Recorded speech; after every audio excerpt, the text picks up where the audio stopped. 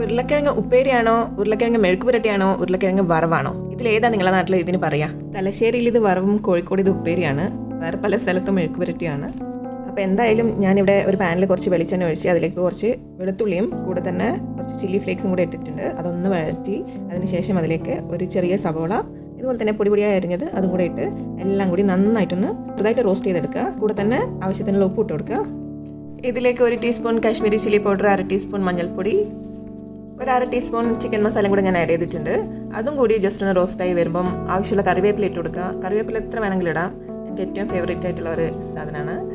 ശേഷം നമ്മൾ നല്ല ക്യൂബ്സ് ആയിട്ട് അരിഞ്ഞു വെച്ച പൊട്ടറ്റോസും കൂടെ ചേർത്ത് എല്ലാം കൂടി നന്നായിട്ട് ഇതുപോലെ ഒന്ന് ഇളക്കുക, മൂടി വെക്കുക. ലോ ഫ്ലെയിമിൽ നന്നായിട്ട് വേവിച്ചെടുക്കുക.